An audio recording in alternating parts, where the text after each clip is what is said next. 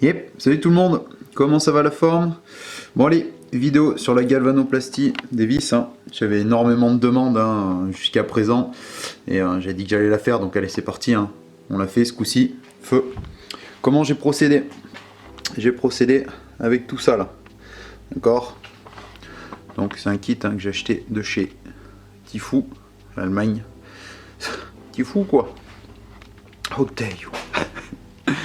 Donc allez, on a un bloc d'alimentation, ok, son câble pour alimenter, blabla, deux fils, vous voyez les couleurs, ok, avec pince croco qu'on peut enlever, hein, mettre d'autres choses au bout. Le petit bocal pour la trempe des vis, une plaque de cuivre pour l'électrolyte de cuivre, une plaque de graphite pour l'argent et l'or. Il y a d'autres couleurs aussi si vous voulez, mais là moi j'ai ça c'était dans le kit, mais on peut prendre d'autres couleurs. Donc le principe de la galva, donc en fait le but du jeu, ça va être en fait si vous voulez d'avoir un bain d'électrolyte et d'envoyer du courant dans la vis, un certain ampérage et un certain voltage pour lui faire obtenir la couleur désirée. Bon, pour ce qui est en fonction de ce qu'on va vouloir faire comme couleur avec la vis, donc nous on va faire de l'or, vous l'aurez compris. On va se servir de la plaque de graphite. La plaque de graphite, d'accord, elle va être reliée au plus, donc à l'anode, d'accord. Et la plaque sera également dans la boîte en immersion avec la vis qui, elle, sera reliée, au moins la cathode. Et il y a deux solutions qui s'offrent à nous pour la galvanisation. Il y a soit on fait le contrôle de voltage, soit contrôle de courant. Nous, on va prendre le contrôle de voltage. C'est plus simple si on n'arrive pas trop à déterminer la surface de la pièce. Si par exemple la surface de la pièce, par exemple une petite plaque, imaginons qu'on veut dorer une plaque comme celle-ci, ça va être beaucoup plus simple et on se servira par contre du contrôle de courant. Donc par exemple pour une plaque qui fait 6 cm par 5, donc multiplication, ça fait 30 cm² de surface. On le multiplie à 3 mA par cm². On obtient par exemple là pour le cas ça fait 90 mA et ça nous donnera donc 0,09 A. Donc on commencera à balancer avec 0,09 A. Donc là c'est pour contrôle de courant, mais là on va le faire nous avec contrôle de voltage. Bon par contre j'ai un petit truc à t'expliquer, parce que quand j'avais commencé à faire ça, au début, j'ai eu quelques déboires. Je t'explique. Donc au début, tout au début, même je vais pas commencer par ça, je vais commencer par lui pour t'expliquer, en fait tu comprennes tout dès le début.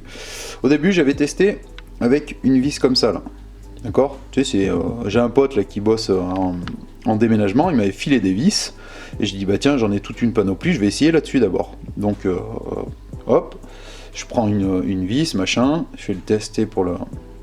Allez, je fais le test pour cuivrer, hop ça cuivre, machin, ok. Je fais le test pour l'or.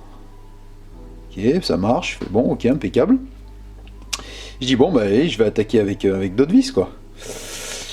Donc, non, je prends une vis, voilà, c'est une vis de Carter. Je prends une vis de Carter, d'accord, que je voulais cuivrer.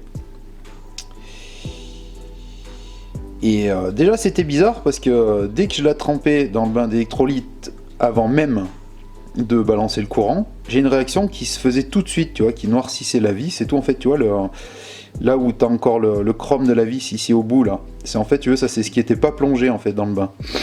Et tu vois elle était toute noire, je dis bon bah peut-être que c'est une réaction, enfin bon, je dis on va essayer, j'envoie le jus, et puis là ça se met à faire du dépôt, tout, je fais putain c'est quoi le boulot, donc je laisse un petit moment, puis bon je dis bon voilà c'est pas la peine, c'est pas bon. Je dis bon je prends une autre vis pour voir, je prends une autre vis, et là et ben encore pire, je fais bon sang, je fais c'est quoi le souci et tout, là. J'arrivais pas à comprendre, et ben en fait il s'avérait que les vis elles ont une couche de zinc, d'accord. Donc en fait le problème c'est que avant de procéder à la galva, et ben les vis avant il faut les dézinguer, donc pour les dézinguer il faut leur faire un bain dans l'acide chlorhydrique. Tu verras la réaction que ça fait. D'ailleurs, j'ai aussi gardé, j'avais fait quand j'avais remonté le 2,5 YZ. Si d'ailleurs ça t'intéresse, je t'invite à regarder. Si des fois tu as un souci, machin, il y a le remontage, démontage de tout le moteur. Donc, si tu veux, j'ai gardé des images que j'avais faites sur sur les écrous. Donc je te le mettrai, donc tu vois, s'il y a un beau soleil, machin, t'étonne pas, c'est que c'était tourné il y a un petit moment déjà. Donc ok, acide chlorhydrique, d'accord, et une fois que voilà, la vis est dézinguée, par contre après il faut casser le pH quoi, de l'acidité en trempant dans de l'eau avec du bicarbonate de soude. Ça fait une réaction et tout quand on la trempe, une fois que c'est passé dans l'acide et qu'on la sort pour la plonger dans le bicarbonate avec l'eau, ça fait pshhh, et ça moustille et hop, c'est bon. Et après, hop, j'ai envoyé voilà, le contrôle de voltage. Ah, j'ai envoyé le contrôle de voltage. Et là, ben, bingo, ça marchait. Donc voilà, c'est un petit truc à savoir, sinon impossible de faire une visserie un minimum correct. Donc pour ce qui est des écrous, voilà, ça agit tranquillement. Et par contre, au niveau de l'agissement dit, hein, c'est beaucoup moins violent que sur une vis. Donc on voit que ça bulle beaucoup moins, mais le processus de désingage, quoi, il est en cours, quoi. Ouais, aussi un truc important, restez pas le tarbouille au-dessus, quoi. Enfin, restez pas le nez au-dessus, quoi, parce que ça émane vraiment des gaz toxiques, c'est vraiment dégueulasse, quoi. Genre, foutez un masque et compagnie, enfin, faites ça bien et faites ça dehors aussi, quoi. Faut vraiment qu'il y ait extérieur, quoi. Je vous promets, quoi, c'est un coup à vous faire tourner de l'œil en 2 temps 3 mouvements, quoi. Ok, bon, je vais prendre un écrou qui a trempé, et hop, on va le mettre dedans. Tac, ça réagit, voilà. On a pété l'acidité.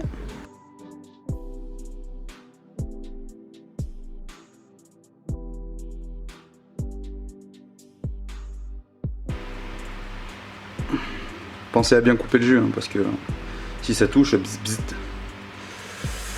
Et voilà.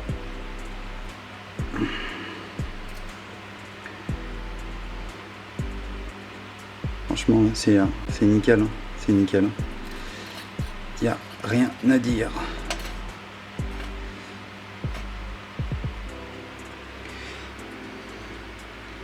Mise au point de mort. Ok.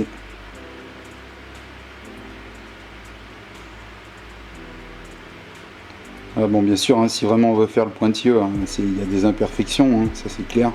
Mais bon, c'est des écrous de mécanique, hein, donc ils sont sujets à prendre des coups de clé de temps en temps et compagnie. Donc voilà. Franchement, ça pète. C'est sympa. Tuc. On va prendre une vis, hein. Une vis au pif.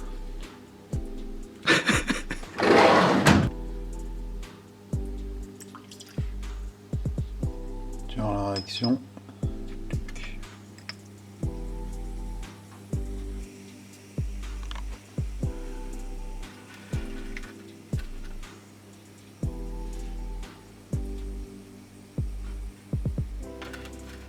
La vis va devenir grise, donc il faudra après, une fois qu'on aura cassé l'acidité, il faudra après la préparer, hein, pour qu'elle soit propre, c'est-à-dire qu'elle soit bien de couleur bien chromée. Parce qu'en fait, tu vois, c'est un peu comme en carrosserie, quoi. Plus la vis est belle, hein, et automatiquement plus le résultat est meilleur. Donc si la vis est pas pas assez brillante, le résultat, ben voilà, sera moins brillant, et voilà, etc. en fonction de comment qu'on s'applique en fait sur le détail de la vis. Ok, donc en attendant, on a l'eau et le bicarbonate de soude. Voilà. Une petite chose là avant qu'on procède, voilà, la suite des opérations. Eh bien, j'ai laissé un petit peu plus longtemps, on voit bien le bicarbonate de soude à redéposer, mais ça met pas longtemps, mais bon, bref. Il y en avait quelques-uns aussi qui m'avaient parlé de la visserie inox. Bah, le problème de la visserie inox par rapport à de la vis fer, hein, comme celle-là, c'est que la visserie inox avec l'alu, ça va générer une corrosion galvanique en fait. Donc en fait, si vous voulez, c'est créé par la différence potentielle en fait électrochimique des métaux. C'est d'ailleurs comme ça qu'on fait les piles d'ailleurs. En fait, si vous voulez, plus les potentiels sont différents, plus la corrosion galvanique sera importante. Ce qu'il faudrait le mieux, hein, pour assembler deux métaux sujets à la corrosion, quoi, je parle en milieu aqueux, hein, il faut prendre des métaux quoi, qui ont le potentiel le plus proche. Le fer et l'alu par exemple ont des potentiels proches de ceux des aciers inox actifs. La corrosion galvanique elle sera négligeable quoi. Par contre la différence de potentiel elle est importante avec des aciers inox passifs ou passivés. Et c'est le métal qui a le potentiel le plus faible. Le fer, l'alu, voilà. Et je veux dire, ça sera bouffé par la corrosion. Donc voilà, ce qu'il faut retenir, c'est que la visserie inox, en fait, si vous voulez, c'est à utiliser, mais avec modération, quoi. Sur de la carrosserie bien protégée, voilà, oui. Mais après, sur des hommes qui vont être en contact avec des milieux humides, tout ce qui va pas bien sécher, etc., c'est pas la peine. Donc éventuellement, pour l'alu, graisser les filetages avec graisse ou bisulfure de molybdène. Mais bon, à limiter. Ok, bon, comme tu l'as vu tout à l'heure, pour l'écrou de ce que j'avais filmé avant. Hop, on va le refaire. Et bien noir, Hop. J'avais essayé aussi, c'est vrai, j'aurais dû le faire direct pour voir ce que ça faisait, mais j'avais essayé juste de tremper pchit et après ressortir, parce qu'à la fin, vu que j'en avais fait pas mal, à la fin, c'était un peu l'usine. Donc je pense qu'on devrait être bon. Donc là, on va la sécher, la nettoyer, la mettre propre et on lui fait le traitement. Donc voilà, elle est séchée, nettoyée. Par contre, si on lui donne pas un aspect brillant, au moins à la tête, si on lui donne pas un aspect brillant et qu'on fait le traitement direct, voilà ce qui va se passer. On va pas avoir, elle est mise au point, voilà. On va pas avoir une belle dorure en fait. On va l'obtenir bien sûr, mais pas vraiment voilà, un brillant or comme on le voudrait.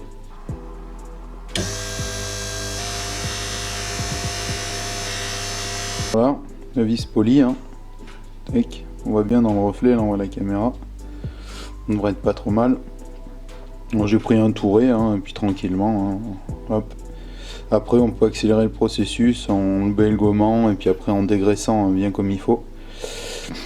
À savoir aussi, moi là ce qu'on va faire, c'est ce que j'avais fait avec les autres vis, un site observateur sur le tuto du démontage moteur, tu regardes, je te mets les images.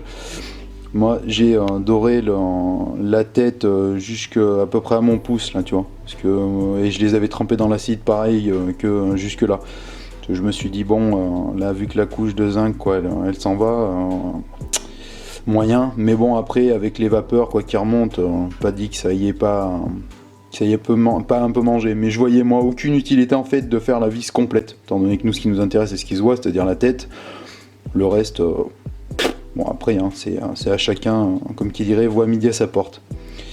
Allez, on va colorer l'histoire.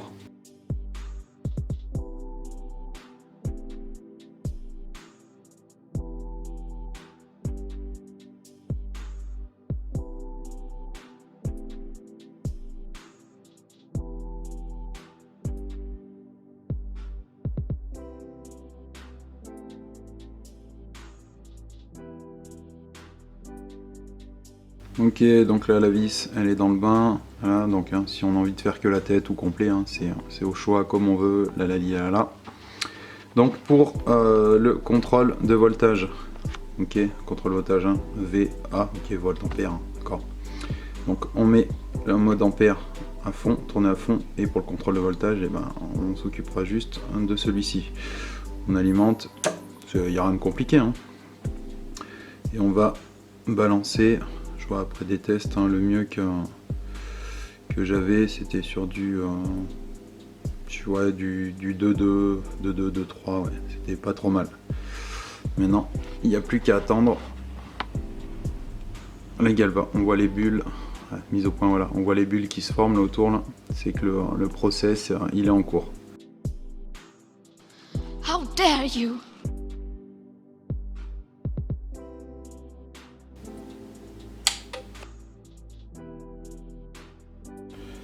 Et voilà notre belle vis dorée. Voilà, parce qu'avec le reflet de la lumière, on n'a pas... Si, attends, dans ma main, peut-être ça sera peut-être plus parlant. Voilà. Ouais, dans la main, c'est plus parlant. Sinon, ça fait un sale reflet. Limite, on dirait qu'elle est chromée avec la caméra. Ça fait bizarre. Enfin bon.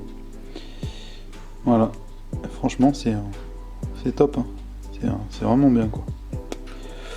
Donc après, pour ce qui est de, on va dire, comment le traitement tient dans le temps, bah franchement, moi je vois, bon si c'est pour du motocross, hein, classique, faire du motocross et tout, moi perso je conseille pas parce que franchement, à force avec les lavages répétés, la boue et tout, à mon avis, il y a risque d'abrasion et tout, ça risque pas forcément de durer longtemps, mais je vois moi là pour le 2,5 de FMX, hein, tu vois, j'avais quand même mis des petits coups de clé, hein. Toi, moi je te cache rien, hein, j'avais quand même mis des petits coups de clé, bah, bien sûr pour resserrer et tout. Donc tu vois, le traitement c'est pas non plus quelque chose de miraculeux, hein. Faut pas rêver, hein. Pour ce qui est de ce traitement là, hein, je parle, moi je suis pas là pour vendre leur truc, je suis là pour te faire voir ce que j'ai réalisé et comment ça se passe. Par contre, en revanche, hein, c'est la Brel de FMX, hein, tu sais bien laquelle c'est celle-là. Et par contre, en revanche, hein, je la lave moi tout le temps à chaque fois et tout blabla. Elle prend les Karcher, elle prend le produit, voilà, tu vois, des nettoyages, des déterrants. Moi, je prends du Motorex ou que ce soit Hippon Wash ou ce que tu veux, blabla. Franchement, pour l'instant, tu vois bien, le traitement ne part pas. Donc voilà, bah écoute, si cette petite vidéo ça t'a plu, comme d'hab, hein, tu sais comment ça marche, hein, maintenant je vais pas faire l'espèce de pseudo-influenceur qui est tout le temps en train de gratter à droite à gauche, hein, tu sais ce que t'as à faire. Qu'est-ce que je peux ajouter? Ah oui tiens, si je peux te faire voir, tu vois, la différence, tu vois, quand tu t'appliques pas, la différence de brillance, quoi. Tu vois, il n'y a pas photo, hein. Pas photo, tu vois la différence avec la gauche. Et aussi oui, c'est ça que je pourrais rajouter. L'épaisseur de la dorure, par exemple, tu vois là on a fait 3 minutes, hein. L'épaisseur de la dorure, j'avais essayé aussi 3 minutes à 3 volts, ça bronche pas aussi, mais il faut y surveiller, mais ça bronche pas. Mais si tu dépasses, la couche de doré va être logiquement plus importante. Par contre le rendu sera pas pareil, ça sera plus foncé, ta couche sera plus épaisse, mais ça sera plus foncé. Et tu vois, pour ce qui est de l'acide et tout, fais bien comme chez Lifer, parce que je te promets, t'en prends plein la nifle. Une dernière aussi. Oui, tu sais, code promo, hein, c'est tout dans la description si t'es intéressé d'avoir des réductions pour tes pièces de motocross. Et si vous avez des infos sur la visserie, j'en sais rien moi, sur les résistances de matériaux, si vous avez des infos complémentaires, il faut balancer, hein, parce que je serai le premier à les lire, parce que c'est toujours bon à prendre. J'ai 2-3 petites notions des choses et tout. Par exemple, je fais vite fait une parenthèse. Par exemple, je me souviens, j'avais un ancien, moi, il était contre le fait de couper une vis, parce que du coup, quand on coupait la vis, elle perdait une grande capacité de ses propriétés, etc. Donc, enfin voilà, si des fois vous avez des infos, que vous bossez dans la résistance des matériaux, franchement, votre commentaire sera pas perdu, ne serait-ce que perso, moi je le regarderai, parce que comme je dis, ma communauté c'est bien parce que je peux faire apprendre des choses, mais moi aussi j'apprends beaucoup de choses, donc voilà. Envoyez, ça sera pas fait pour rien, voilà, si c'est du contenu intéressant, il n'y a pas de problème. Oui, par contre, pour ce qui est des écrous, vous avez vu la réaction, par contre, c'est pas fait comme sur les vis. Donc, pour ce qui est du zinc sur les écrous, si quelqu'un sait, FX Motors. T'inquiète pas, pour le gagnant, c'est bon, on s'est trouvé. Je t'envoie ça incessamment sous peu, je ne t'oublie pas. Et merci de t'être manifesté. Oui, pour ce qui est des électrolytes, hein, ils sont réutilisables, ok? C'est pas on a fait un bain et une fois que les bains sont finis, on jette le produit. Non, non, c'est réutilisable. Voilà. Bon, à la tienne, Robert, santé. Il y a aussi plein de choses, hein, putain, avec le jus. Hein. Il y a des mecs et tout qui arrivent à faire un peu le procédé en se débrouillant à faire leurs produits et puis avec leur bac fait maison et tout machin. Il y a plein de choses sur le net. Il y en a ils se débrouillent bien, il y en a ça marche pas trop, il y en a ça marche bien. Il y a aussi ceux qui dérouillent les pièces, hein, en les foutant pareil, hein, dans un bain d'eau. Il y a un peu de tout, il y a un peu tous les mélanges, ça dépend, mais c'est souvent ce qui revient, le bicarbonate et tout, mais ça dépend, ou le sel, enfin il y a plein de choses. Et du coup les mecs ils envoient le courant et tout machin, soit avec des batteries, soit voilà pareil, hein, avec le matos et tout quoi, adéquat, et du coup ils dérouillent les pièces. Bon, allez. Salut les Ralph.